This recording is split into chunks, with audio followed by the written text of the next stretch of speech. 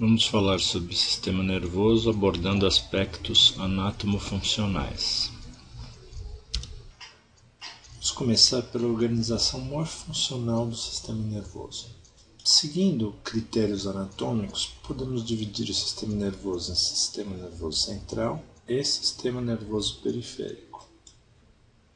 Por sua vez, o sistema nervoso central pode ser dividido em encéfalo e medula espinhal.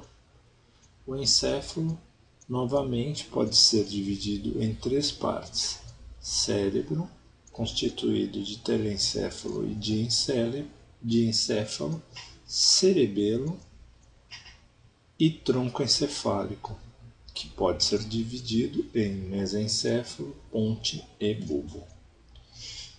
Aqui as diversas partes citadas anteriormente. Em vermelho, telencéfalo, em verde, o diencéfalo, em preto, o mesencéfalo, laranja, a ponte, azul, o bulbo e em marrom, o cerebelo. Aqui embaixo, em bege, temos a medula espinhal, que não está destacada. O sistema nervoso periférico, por sua vez, pode ser subdividido de forma didática em nervos, gânglios e terminações nervosas. Os nervos podem ser cranianos ou espinhais, dependendo da emergência que cada um desses nervos apresentar. Os gânglios podem ser motores ou sensitivos. Gânglios é um conjunto de corpos celulares normalmente situados fora do sistema nervoso central. Quando os corpos celulares são de neurônios motores, esses gânglios são ditos motores. Quando os corpos celulares dos gânglios são de neurônios sensoriais, são ditos gânglios sensoriais ou sensitivos. As terminações nervosas também podem ser motoras ou sensitivas, sensoriais, como no caso dos gânglios. Aqui nós vemos os nervos espinhais. São 8 pares de nervos cervicais que saem da região cervical da medula.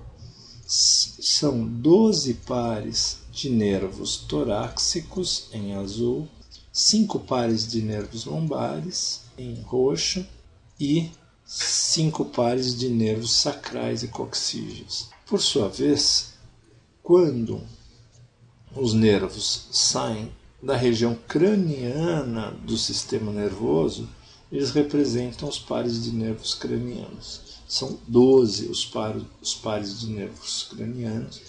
O primeiro é o olfatório, o segundo par é dos nervos ópticos, o terceiro é o nervo oculomotor, o quarto é o troclear, o quinto é o trigêmeo, o sexto é o abducente, o sétimo é o facial, o oitavo é o vestíbulo coclear, o nono é o glossofaríngeo, o 10º vago, 11º nervo acessório, 12º nervo hipoglosso. Lembrando que esses nervos estão presentes bilateralmente na região craniana do sistema nervoso. Também podemos dividir o sistema nervoso utilizando critérios embriológicos.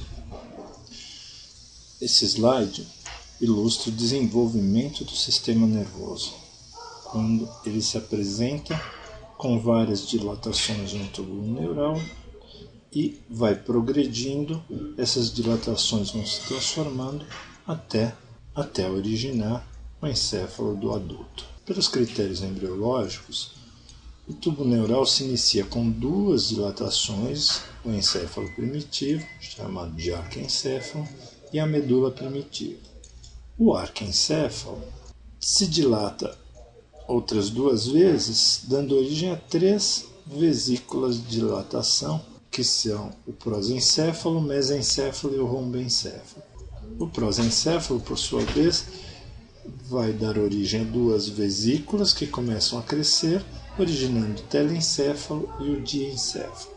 O mesencéfalo continua como mesencéfalo, enquanto que o rombencéfalo se subdivide em metencéfalo e mielencéfalo. Comparando critérios embriológicos com critérios anatômicos, telencéfalo e diencéfalo têm a mesma correspondência nos critérios anatômicos, o mesmo ocorrendo para o mesencéfalo. Entretanto, o metaencéfalo, nos critérios anatômicos, as partes que chamamos no critério anatômico de cerebelo e ponte, enquanto que o mielencéfalo corresponde ao bulbo.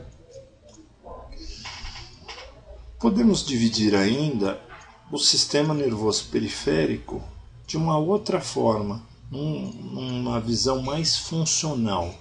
Então podemos dividir o periférico em somático e visceral. O somático também chamado de voluntário e o visceral de involuntário. O sistema nervoso periférico somático engloba toda a inervação da musculatura esquelética e também toda a parte sensorial proveniente desses músculos, dando origem ao aferente ou sensorial e ao eferente ou motor. O mesmo acontecendo com o sistema visceral, cuja parte aferente ou sensorial traz informações das vísceras, ou seja, do músculo liso, das glândulas e do músculo estriado cardíaco, enquanto que a porção eferente irá movimentar essa estrutura. O eferente se subdivide ainda em sistema nervoso simpático e parasimpático, cujas funções serão abordadas em outro momento. Neste slide, podemos visualizar a integração entre o sistema nervoso central e o sistema nervoso periférico. Percebam que aqui parte uma ordem do córtex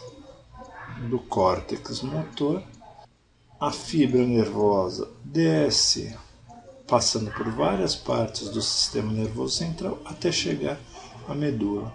Na medula, na região apropriada, essa fibra cruza para o outro lado para inervar o músculo e movimentar essa parte do corpo. Observem que o lado direito do cérebro irá inervar a parte esquerda do corpo. Do lado direito temos a parte sensorial, em que uma pessoa pode receber informações de dor ou informações de tato, levar essas informações para a área do sistema nervoso central, que é capaz de identificar precisamente qual é a parte do corpo que está sendo estimulada. Observem que aqui novamente ocorre cruzamento da informação. Dependendo do tipo de informação, a informação cruza para o lado contrário do sistema nervoso em diferentes níveis. Nesse caso, na ponte, e aqui na própria medula, na altura em que a informação entrou.